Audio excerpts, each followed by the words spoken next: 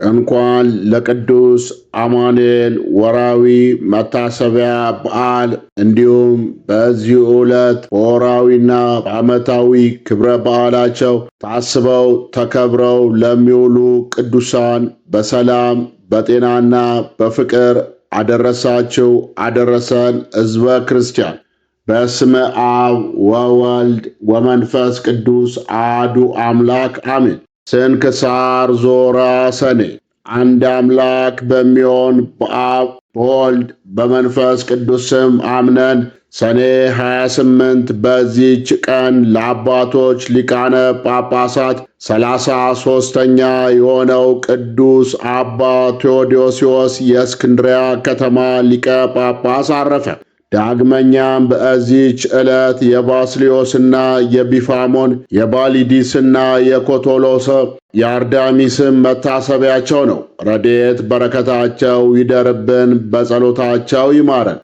ቅዱስ አባ ቴዎዶስዮስ በዚህ ቅዱስ በስሙ በግብፅ ምድር ውስጥ ምዕመናን ቴዎዶስዮሳውያን ተብለው ተጠርተውበታል። የሚሆነው እንዲህ ነው። ሊቀ ጵጵስና ከተሾመ በኋላ ክፉዎች ሰዎች በእርሱ ላይ ተነስተው በንጉሥ ምክር ከመንበረ ሲመቱ አሳደዱት። በእርሱ ፈንታም አስቀድሞ በእስክንድርያ ከተማ ሊቀ ዲያቆናት የነበረ ስሙ አቃቅያኖስ የሚባለውን አንድ ሰው ሾሙ። እርሱም ለአባ ቴዎዶስዮስ ሊቀ ጵጵስና እንዲገባው ከፈረሙት ቁጥር ውስጥ ነበር። ይህም አባት ወደ ግርማኖስ አገር ሂዶ 3 ወሮች ኖረ። በዚያም ወራት በግብፅ አገር ንቡረ እድ አባ ሳዊሮስ ነበረ። እርሱም በአባቶቻችን ሐዋርያት እንዲሁም በአትናቴዎስና በዮሐንስ አፈወርቅ የደረሰባቸውን መከራ እያስታወሰ ያጽናናቸው ነበር። ከዚያም ተነስቶ መሊግ ወደሚባል አገር ሄደ። በዚያም 2 ዓመት ተቀመጠ። የእስክንድርያ ከተማ ሰዎችም የጠባቂያቸውን የቴዎዶስዮስን መመለስ ሽተው በእስክንድርያው መኮንን ላይ ተነሱበት። መኮንኑም ወደ መንበረ ሲመቱ መለሰው፣ አቃቅያኖስንም አባረሩት።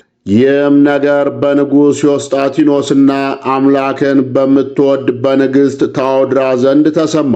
ንግሥቲቱም አስቀድሞ የተሾመው በሹመት ወንበር ይቀመጥ ብላ ጻፈች። 58 ካህናትም ጉባኤ አደረጉ። አስቀድሞ የተሾመ አባ ቴዎዶስዮስ ነው ሲሉም ጻፉ። ያን ጊዜም አቃቅያኖስ በሕዝብ ፊት ቆሞ ክፉዎች ሰዎች ስለ አስገደዱኝን ሥራ ለመሥራት ሕግን ተላልፌአለሁ አለ። ከዚህም በኋላ አቃቂዎስ ከውግዘቱ እንዲፈታው፣ ነገር ግን ክህነትም ሆነ ሊቀ ዲቁና ለዘላለሙ እንዳይኖረው ሕዝቡ አባ ቴዎዶስዮስን ለመኑት። አቃቅያኖስም አዎ እንዲሁ ይሁን አለ። ይህም አባት ከግዝቱ ፈታው። ሃይማኖቱን ያጠፋ ንጉሡ ግን በከፋች ሃይማኖቱ ሊቀ ጳጳሳት አባ ቴዎዶስዮስ ከእርሱ ጋር የሚስማማ መስሎት በእስክንድርያ ወዳሉ መኳንንቶቹ እንዲህ ብሎ ጻፈ። ሊቀ ጳጳሳት አባ ቴዎዶስዮስ ከሃይማኖት ከእኛ ጋር የሚስማማ ከሆነ ሹመት ይጨመርለታል፣ ለእስክንድርያ ከተማ ገዢ ይሆናል። ይህ ካልሆነ ግን ከሹመቱ ይሻር። ይህም አባት ይህን ነገር በሰማ ጊዜ እንዲህ አለ። ሰይጣን በበረሃ ጌታችንን ብትሰግድልኝ የዓለም መንግሥታትንና ክብራቸውን ሁሉ ሰጣለሁ አለው። ያን ጊዜም የአባ ቴዎዶስዮስ ተነስቶ ከእስክንድርያ ወጣ፣ ወደ ላይኛው ግብፅም ሄደ። በዚያም ሕዝቡን እያስተማራቸው በቀናች ሃይማኖትም እያጸናቸው ጥቂት ቀኖች ኖረ። ንጉሡም አባ ቴዎዶስዮስ ከእስክንድርያ ከተማ እንደ ወጣ በሰማ ጊዜ እየሸነገለው ወደ እርሱ መልእክት ላከ፣ እንዲህም አለው፣ እኔ ካንተ ጋር ልነጋገር፣ ካንተም ልባረክ፣ እንድትመክረኝም እሻለሁ። ከዚህም በኋላ ወደ ቁስጥንጥንያ ከተማ ሄደ። የጳጳሳት አለቆችና ሕዝቡ ሁሉ ሰራዊቱም ተቀበሉት፣ በከፍተኛ ወንበርም ላይ አስቀመጡት። እርስ በርሳቸውም ስለ ሃይማኖት ተከራከሩ። ንጉሡም አብዝቶ ሲሸነግለውና ሲያባብለው ሰነበተ። ቅዱስ አባ ቴዎዶስዮስም ከቅዱሳት መጻሕፍት በመጥቀስ ይረታው ነበር። ከእርሱም ጋር ባልተስማማ ጊዜ ከመንበረ ሲመቱ ወደ ላይኛው ግብፅ አሳደደው። በእርሱም ፈንታ ጳውሎስ የሚባለውን ሰው ሾመው። ጳውሎስም ወደ እስክንድርያ ከተማ በመጣ ጊዜ ሕዝቡ አልተቀበሉትም። ዓመት ሙሉም ኖረ። በእጁም ማንም ቁርባን አልተቀበለም። ንጉሡም ይህን በሰማ ጊዜ ለመናፍቁ ጳውሎስ እስከሚታዘዙ ድረስ አብያተ ክርስቲያናት እንዲዘጉ አዘዘ። ምዕመናንም ከእስክንድርያ በመውጣት ወደ ቅዱስ ወንጌላዊ ማርቆስ ቤተ ክርስቲያን፣ ወደ ቆዝሞስና ድሚያኖስ ቤተ ክርስቲያን ይሄዱ ነበር። ካህናቱም በዚያ እየቀደሱ ያቆርቧቸው ነበር። የአገር ልጆችንም የክርስትና ጥምቀት ያጠምቋቸው ነበር። ንጉሡም ይህን በሰማ ጊዜ አብያተ ክርስቲያናት እንዲከፈቱላቸው አዘዘ። አባ ቴዎዶስዮስም ሰምቶ ንጉሡ እንዳያስታቸው ፈራ።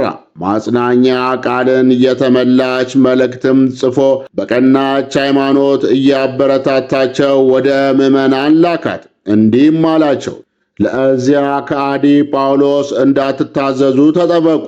ይህም አባት 28 ዓመት በስደት ኖረ።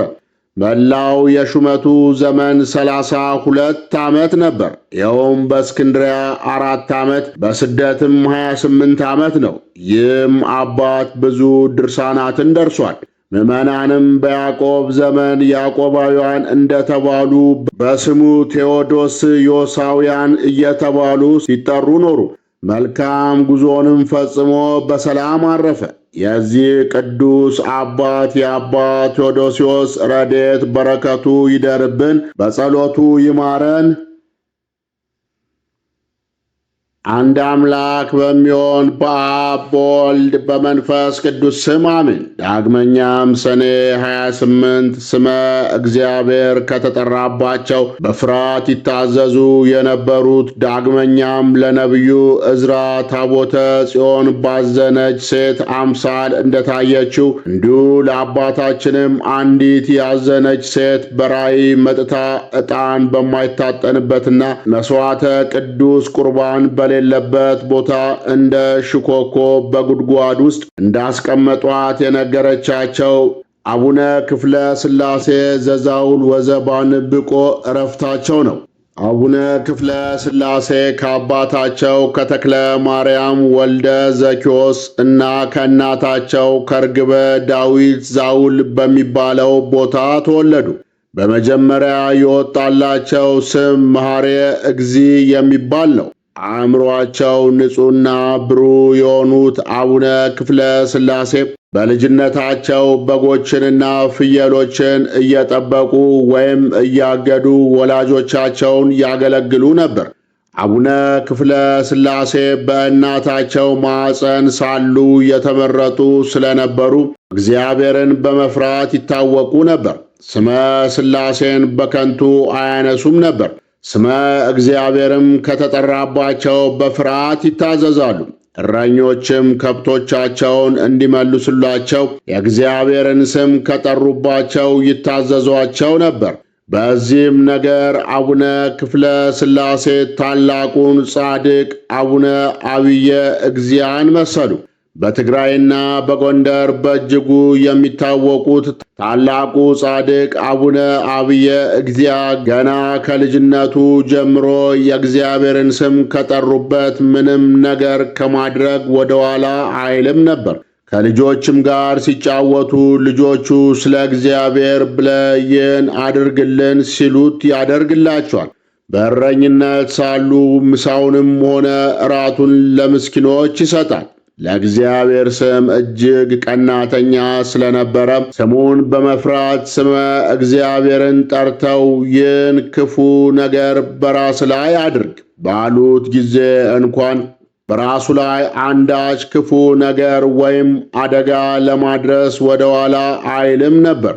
ይህንንም ሊፈትኑት ብለው አንድ ቀን ስለታማ ጦር አምጥተው ስለ እግዚአብሔር ብለ እስቲ ራስን በዚህ ስለታማ ጦር ትወጋ ዘንድ ና ባሉት ጊዜ አብርሃም ልጁን ይስሐቅን ሊሰዋ በሕሊናው እንደወሰነ እርሱም በቁርጥ ሕሊና ሆኖ ራሱን በጦሩ ሊወጋ ሲል ዘለው ያዙት። በሌላም ጊዜ እንዲሁ ሊፈትኑት በጭነት ምክንያት ጀርባው የቆሰለ አህያ አምጥተው አብየ ስለ እግዚአብሔር ብለ የዚያችን አህያ ቁስሏን ላስ አሉት። እርሱም ያን ጊዜ እርኩስን ብስም ኃጢአት ይሆንብኛል፣ አይሁንም ካልኳቸው ደግሞ ስመ እግዚአብሔርን ጠርተንበት እምቢ አለ ስለሚሉ የፈጣሪን ስም መዳፈር ይሆንብኛል ብሎ በልቡ አሰበና ያን ጊዜ ይስም ዘንድ ተመለሰ። ባልንጀሮቹም በቁርጥ ሕሊናው እንደወሰነ ባወቁ ጊዜ ሊያደርገው ሲሄድ ተመልክተው ቶሎ ብለው ሮጠው ከኋላው ያዙት። እርሱም እኔስ የፈጣሪን ስም እፈራለሁ፣ ስሙን ተደፋፍሬ በምድር በሕይወት ከምኖር ሞት ይሻለኛል አላቸው። አቡነ ክፍለ ሥላሴም እንዲሁ በፈሪያ እግዚአብሔር ይታወቃሉ። ስመ ሥላሴን በከንቱ ፈጽመው ጠርተው አያውቁም። ስመ እግዚአብሔርም ከተጠራባቸው ማንኛውንም ነገር ያደርጉ ነበር።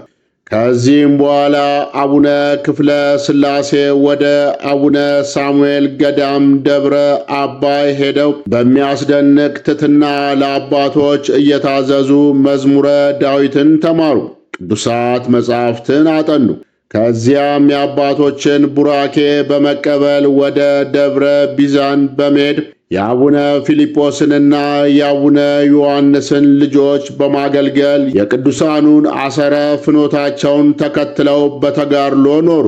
ሌትና ቀንም በእያንዳንዱ ሥርዓተ ጸሎት ላይ አንድ ሺህ እየሰገዱ ይጸልዩ ስለነበር የእንቅልፍና የረፍት ጊዜ አልነበራቸውም። በእንደዚህም አይነት ተጋድሎ ከቆዩ በኋላ ከአቡነ ፊልጶስ ስድስተኛ አበምኔት ከሆኑት ከአባ ገብረ ማርያም እጅ ምንኩስናን ተቀበሉ። ከመነኮሱም በኋላ መነኮሳቱ እህል እንዲፈጩ ሲያዟቸው አባታችን ክፍለ ሥላሴ በመታዘዝ ወደ እህል መፍጫው ቤት ገቡ። ነገር ግን አባታችን እህል መፍጨት አይችሉም ነበር። እርሳቸውም ወደ እግዚአብሔር ቢጸልዩ ሁሉም ሊፈጭ ተዘጋጅቶ የነበረው እህል በተአምራት ተፈጭቶ ተገኘ። መነኮሳቱ ግን ይህን አላወቁም ነበር። አቡነ ክፍለ ሥላሴ ከዚህ በኋላ ወደ አገረ ደንቢያ ሄደው ከጳጳሱ እጅ ሥልጣነ ክህነትን ተቀበሉ። ከዚያም ሲመለሱ መረብ ወንዝ ሲደርሱ አብሮአቸው የነበረውን የሥጋ ወንድማቸውን ኦ ወንድሜ፣ እነሆ በሥጋ የወለደን አባታችን ዛሬ አረፈ በማለት የአባታቸውን መሞት በመንፈስ ቅዱስ አውቀው ነገሩት። ወደ አገራቸውም ከገቡ በኋላ የአገራቸው የውል ሰዎች ያላወቁ መስሏቸው የአባታቸውን መሞት ለአቡነ ክፍለ ሥላሴ ነገሯቸው። አባታችንም አባቴ እንደ ሞተ አስቀድሜ አውቄአለሁ፣ እግዚአብሔር ወደ ገነት እንዲያስገባው በጸሎት አግዙኝ እንጂ አታልቅሱ አሏቸው። ሰዎቹም የተሰጣቸውን ጸጋ አድንቀው እግዚአብሔርን አመሰገኑ። ጻድቁ ወደ ደብረ ቢዘን ተመልሰው ሄደው በክህነት እያገለገሉ ሳለ ወደ አቡነ እንድርያስ ሰፋ ደብረ ጽጌ ገዳም ለመሄድ አሰቡ። ነገር ግን ትልቅ ዋርካ ያለበትን ባምብቆ የተባለውን ተራራ በራእይ ከተመለከቱ በኋላ ወደዚያ እንዲሄዱ አምላካዊ መልእክት መጣላቸው። እርሳቸውም የመንፈስ ቅዱስን ፈቃድ በደስታ ተቀብለው ወደ ባምብቆ በመሄድ ቤተ ክርስቲያን አንጸው የቅድስት ሥላሴን ታቦት አስገብተው በታላቅ ተጋድሎ መኖር ጀመሩ። በርካታ ደቀ መዛሙርትንም አፈሩ። አቡነ ክፍለ ሥላሴ በባምብቆ ሳሉ ታቦተ ጽዮን ለነቢዩ ዕዝራ ባዘነች ሴት አምሳል እንደታየችው እንዲሁም ለአባታችንም አንዲት ያዘነች ሴት በራእይ መጥታ ዕጣን በማይታጠንበትና መሥዋዕተ ቅዱስ ቁርባን በሌለበት ቦታ እንደ ሽኮኮ በጉድጓድ ውስጥ እንዳስቀመጧት ነገረቻቸው። በዚያም በበረሃ ውስጥ ደብቀው ያስቀመጧት ዮልዮስ የተባለ አንድ ዓመፀኛ መኮንን ቤተ ክርስቲያንን ሊያቃጥል በፈለገ ጊዜ ነው። አቡነ ክፍለ ሥላሴም ወደ ተነገራቸው ቦታ በመሄድ ካህናቱን በጉድጓድ ውስጥ ስላስቀመጡት ታቦት ሲጠይቋቸው እነርሱ ግን የደበቅነው ታቦት የለንም አሏቸው። አባታችንም ወንድሞቼ ሆይ እውነቱን ተናገሩ በማለት በራእይ የተመለከቱትን ነገር ነገሯቸው። ካህናቱም ፈርተው አዎን አባታችን ይቅር በሉን፣ ዮልዮስን ፈርተን ታቦቱን ዋሻ ውስጥ ደብቀነዋል ብለው ቦታውን አሳዩአቸውና አውጥተው ወደ ቤተ ክርስቲያን መለሱት።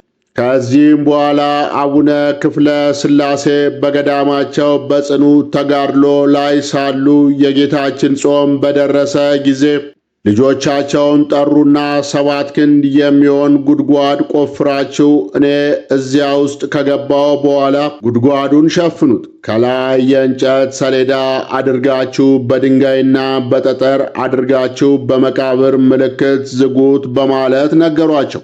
ዳግመኛም ሰዎች የት ናቸው ብለው ቢጠይቋችሁ የት እንዳለ አናውቅም በሏቸው። 40 ቀንና 40 ሌሊት ሲሆን ግን ከፍታችሁ አረጋግጡ አሏቸው። አብርሃም የተባለው ደቀ መዝሙራቸውም ወደ ጉድጓድ አብሯቸው በመግባት የአቡነ ክፍለ ሥላሴን እጆቻቸውንና እግሮቻቸውን በሰንሰለት ካሰራቸው በኋላ ወጣ። ጻድቁም እንዳዘዙት ጉድጓዱን ዘጉትና ሰው እንዳያውቀው አንድ ትልቅ መደብ ሰሩለት። ነገር ግን በማግስቱ ወዳጄ ክፍለ ሥላሴ ሆይ ለምን እንደዚህ አደረግ? አንተ ከዚህ ጉድጓድ ውስጥ ገብተ ማን ነው ቅዱስ ሥጋውንና ክቡር ደሙን የሚያቀርብ? ማንስ ዕጣን ያጥናል? ስለዚህ አሁንና ከዚህ ተነስተ ውጣ የሚል ራእይ ተመለከቱ። ወዲያውም የተዘጋው ጉድጓድ በተአምር ተከፈተ። ታስሮ የነበረው እጅና እግራቸውም ሰንሰለቱ በተአምር ተፈታ። እርሳቸውም ወደ ቤተ ክርስቲያን ገብተው በእጃቸው ሲያጨበጭቡ አስሯቸው የነበረው ልጃቸው ድምፅ ሰምቶ ሲመጣ አባታችንን ሲመለከት ደነገጠና አባቴ ሆይ ማን አወጣ? ማንስ እጅንና እግርን ፈታ አላቸው። እርሳቸውም ለልጆቻቸው የሆነውን ሁሉ ነገሯቸው። አቡነ ክፍለ ሥላሴ ደብረ መድኃኒት ብለው በሰየሟት ገዳማቸው በአምብቆ አካባቢ የከብት በሽታ ተከስቶ ነበር። ነገር ግን ያንን በሽታ ያመጣውን ክፉ ሰይጣን ጻድቁ በጸሎታቸው ኃይል እያስጮኹ አባረው ጣሉት። ድምፁንም ሰምተው የአካባቢው ሰዎች ጠላታቸው እንደወደቀ አውቀው ከብቶቻቸውም ጤነኞች ስለሆኑላቸው የአቡነ ክፍለ ሥላሴን አምላክ አመሰገኑ። ጻድቁ የተሰወረውን ሁሉ ያውቁ ነበር። አንድ ቀን ወደ ቅድስት ቤተ ክርስቲያን መሄድ የማያስችል ሕመም አጋጠማቸውና በእርሳቸው ፈንታ አንድ እግሩን የሚያመው ወዳጃቸውን ሄዶ ዕጣን እንዲያጥን ነገሩት። እርሱም ሄዶ ግድግዳውን ተጠግቶ በሰሜንና በደቡብ አጥኖ በምዕራብና በምስራቅ ሳያጥን ተመልሶ ሊጠይቃቸው ሲመጣ አባታችንም አንተ ወንድሜ ስለምን እንደዚህ ታደርጋለህ? ለምን እንደ አባቶቻችን አድርገህ በምዕራብም በምስራቅም አላጠንክም? አሉት። ይህንን ሲሰማ ያ ካህን ደንግጦ በሠራው ስህተት ንስሐ ገባና እግዚአብሔርንም አመሰገነ። በመጨረሻም የአቡነ ክፍለ ሥላሴ ጊዜ ዕረፍታቸው ሲደርስ ለአንድ ወዳጃቸው ለሆነ ካህን ወንድሜ ሆይ እኔ ማክሰኞ ቀን በአባታችን በአብርሃም በዓል ዕለት እሞታለሁ በማለት የሚያርፉበትን ቀን ነገሩት። በተናገሩትም መሠረት ከምንኩስናቸው በፊት 20 ዓመት ከምንኩስናቸው በኋላ 8 ዓመት ኖረው በ28 ዓመታቸው ሰኔ 28 ቀን በዕለተ ማክሰኞ አረፉ። ጻድቁ ራሳቸው በተከሏትና በጸለዩባት በደብረ መድኃኒት ቅድስት ሥላሴ ባንብቆ ከተቀበሩ በኋላም ብዙ ተአምራት አድርገዋል። ዝክራቸውንም ያደረገ በጸሎታቸውም የተማጸነ በዚህ ዓለም ከመከራ ሥጋ በሚመጣውም ዓለም ከመከራ ነፍስ እንደሚድን ጌታችን መድኃኒታችን ኢየሱስ ክርስቶስ በአምላካዊ ቅዱስ ቃሉ ቃል ኪዳን ስለገባላቸው የባንብቆ ሕዝብና የዛውል ሕዝብ ሰኔ 28 ቀን በዓላቸውን በታላቅ ድምቀት ያከብራሉ። የአቡነ ክፍለ ሥላሴ ዘዛውል ወዘባንብቆ ረድኤት በረከታቸው ይደርብን፣ በጸሎታቸው ይማረን። አነሳስቶ ላስጀመረን አስጀምሮ ላስፈጸመን ለልዑል እግዚአብሔር ክብር ምስጋና ይሁን። ወስብሐት ለእግዚአብሔር ወለ ወላዲቱ ድንግል ወለ መስቀሉ ክቡር። ይቆየን።